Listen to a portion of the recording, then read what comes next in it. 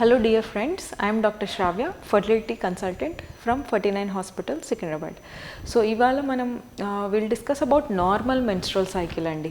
అసలు ఎగ్ ఎలా రిలీజ్ అవుద్ది, ప్రెగ్నెన్సీకి గర్భసంచి లైనింగ్ ఎలా తయారవుద్ది అనే దాని గురించి డిస్కస్ చేసుకుందాం.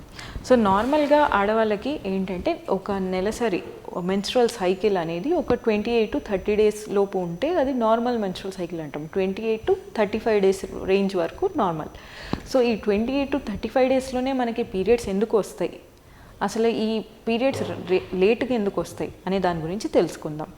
సో 28 to 35 డేస్ సైకిల్ అంటే దెర్ ఆర్ 2 సైకిల్స్ అండి. ఇందులో మెయిన్గా ఏంటంటే ఒక ఓవేరియన్ సైకిల్ అంటాం, ఇంకొకటి యూట్రైన్ సైకిల్ అంటాం, అంటే ఎండోమెట్రియల్ సైకిల్.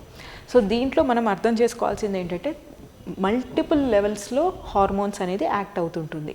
బట్ మెయిన్గా బ్రెయిన్ తర్వాత ఓవరీ అంటే అండాశయం అండ్ దెన్ గర్భసంచి, ఈ 3 పార్ట్స్ అనేది ఒక పర్టికులర్ సింక్రోనస్ అంటే ఒక సైకిల్లో లింక్ అయ్యి ఉంటాయి. సో బ్రెయిన్ నుంచి హార్మోన్స్ రిలీజ్ అయ్యి మన అండాశయాల్లో ఎగ్ అనేది ఫామ్ అవ్వటం స్టార్ట్ అవుద్ది. సో ఈ ఎగ్ అనేది ఎక్కడ ఉంటుంది అంటే ఒక వాటర్ బబుల్ ఫాలికిల్ అంటాం. సో వాటర్ బ్యాగ్లో ఉంటుంది. సో ఈ ఫాలికిల్స్ అనేది అండాశయాల్లో చిన్నగా ఉంటాయి. సో మనకి పీరియడ్స్ వచ్చిన డే 1, డే 2 నుంచి, బ్లీడింగ్ స్టార్ట్ అయిన డే 1, డే 2 నుంచి బ్రెయిన్లో హార్మోన్స్ రిలీజ్ అవ్వటం వల్ల అండాశయాల్లో ఫాలికిల్స్, ఈ చిన్న వాటర్ బ్యాగ్స్ అనేది గ్రో అవటం స్టార్ట్ అవుతుంది.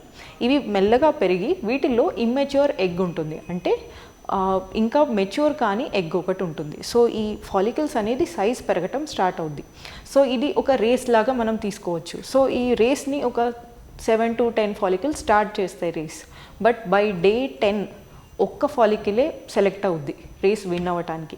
సో ఈ ఒక్క ఫాలికిల్లో ఉన్న ఎగ్ స్లోగా మెచ్యూరిటీ గెయిన్ అవుతూ ఉంటుంది.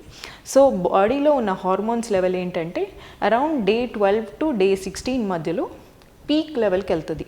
సో ఈ పీక్ లెవెల్కి వెళ్ళిన తర్వాత ఎగ్ అనేది ఈ ఫాలికిల్ ఏదైతే వాటర్ బ్యాగ్ ఉంటుందో అది ఓవరీ అండాశయానికి బయటకి సూపర్ఫిషియల్గా వచ్చి రప్చర్ అవుద్ది. సో రప్చర్ అయ్యి ఎగ్ అనేది విడుదల అవుద్ది, రిలీజ్ అవుద్ది. సో ఈ రిలీజ్ అయిన ఎగ్ని మన ఫెలోపియన్ ట్యూబ్ అంటాం. సో ఈ ట్యూబ్లో ఇలా పువ్వులాగా ఉంటుంది కదా, విచ్చుకొని ఉంటుంది ఫింబ్రియల్ ఎండ్. సో ఈ విచ్చుకొని ఉన్న ఫింబ్రియల్ ఎండ్ రిలీజ్ అయిన ఎగ్ని క్యాప్చర్ చేస్తుంది. సో పట్టుకొని ఆ ఎగ్ అనేది ఈ మన ఫెలోపియన్ ట్యూబ్లో ట్రావెల్ అవుద్ది.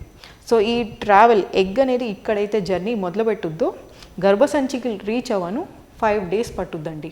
సో ఈ టైంలో ఈ ట్యూబ్లోనే ఏమవుద్ది, ఎగ్ ట్రావెల్ అవుతూ మెచ్యూర్ అవుద్ది. అట్ ద సేమ్ టైం మన హస్బెండ్ వీర్యకణాలు ఈ ట్యూబ్లోంచి పాస్ అయ్యి ఎగ్ని ఫర్టిలైజ్ చేస్తాయి. సో ఫర్టిలైజ్ చేసి ఫామ్ అయిన ఎంబ్రియో అంటే బేబీ పిండం ఈ ట్యూబ్లోంచి ట్రావెల్ అయ్యి గర్భసంచిలో రోల్ అయ్యి 5వ రోజు 6వ రోజు అంటే ఎగ్ విడుదలైన 5వ రోజు 6వ రోజు. బట్ మీ సైకిల్ డేకి వస్తే అది డే 20 to 21 అవుద్ది. సో ఆ టైంలో ఎగ్ అనేది అంటే ఎగ్ ఫర్టిలైజ్ అయిన ఎగ్ ఎంబ్రియో అనేది గర్భసంచిలో అతుక్కుంటుంది. దీన్ని మనం ఇంప్లాంటేషన్ అంటాం. సో ఈ ఇంప్లాంట్ అయిన embryo which happens around day 21. So రఫ్గా మనం క్యాలిక్యులేట్ చేస్తే డే 1 అనేది మెన్స్ట్రల్ సైకిల్ మనకి పీరియడ్స్ వస్తే అప్పటి నుంచి ఫామ్ అయిన ఎగ్ అరౌండ్ డే 14 రప్చర్ అయ్యి రిలీజ్ అవుద్ది. అది ట్యూబ్లో ట్రావెల్ అయ్యి మీన్వైల్ ఫర్టిలైజ్ అయ్యి స్పర్మ్స్తో ఆ ఫర్టిలైజ్ అయిన ఎగ్ బేబీ ఫామ్ అవుద్ది, ఎంబ్రియో ఫామ్ అవుద్ది. ఈ ఫామ్ అయిన ఎంబ్రియో గర్భసంచిలో 21 రోజు టైంలో అతుక్కుంటుంది, 20 నుంచి 21 రోజు. సో ఈ అతుక్కున్న ఎంబ్రియోకి మనకేంటి, గర్భసంచిలో లైనింగ్ తయారవ్వాలి. సో ఈ లైనింగ్ అనేది కూడా ఎలా స్టార్ట్ అవుద్ది అంటే మనకి పీరియడ్ బ్లీడింగ్ ఆగిపోయిన తర్వాత పెరుగుతున్న ఫాలికల్ ఎగ్తో పాటు గర్భసంచి లైనింగ్ కూడా పెరుగుద్ది. ఎందుకంటే ఈ అండాశయాలు హార్మోన్స్ రిలీజ్ చేస్తాయి, ఈస్ట్రోజన్ అనే హార్మోన్ రిలీజ్ చేస్తుంది. సో రిలీజ్ అవుతున్న ఈస్ట్రోజన్ హార్మోన్తో గర్భసంచి లైనింగ్, పల్చగా ఉన్న గర్భసంచి లైనింగ్ మందంగా తయారై బేబీకి ఒక బెడ్ లాగా ఫామ్ అవుద్ది.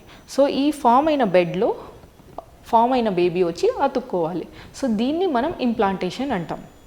సో ఈ అతుక్కున్న బేబీకి ఇనీషియల్గా సపోర్ట్ ఎక్కడి నుంచి వస్తుంది అంటే అండాశయాల్లో రిలీజ్ అయిన ఎగ్ కార్పస్ లూటియం అనే ఒక స్ట్రక్చర్ ఫామ్ అవుద్ది. ఈ కార్పస్ లూటియమే మన అతుక్కున్న బేబీకి ఇనీషియల్ టైంలో ప్రెగ్నెన్సీకి సపోర్ట్ చేస్తుంది.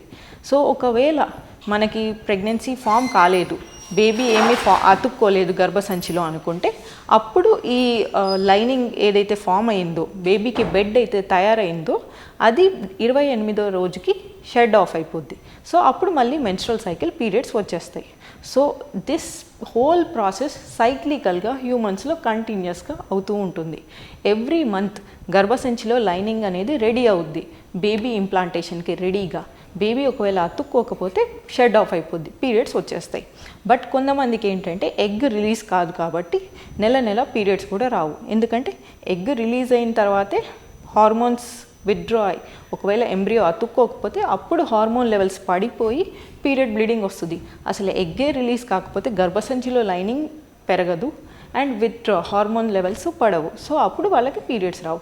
ఇది కామన్గా మనం పీసీఓఎస్ పీపుల్ అంటే పాలిసిస్టిక్ ఓవేరియన్ సిండ్రోమ్ ఉన్న వాళ్ళలో చూస్తూ ఉంటాం ఇర్రెగ్యులర్ సైకిల్స్. సో వాళ్ళకి సబ్ ఫర్టిలిటీ అంటే ప్రెగ్నెన్సీ నిలవను కష్టంగా ఉంటుంది. సో దానికి స్పెసిఫిక్ ట్రీట్మెంట్ తీసుకోవాలి. So hope you understood something about the menstrual cycle. Thank you.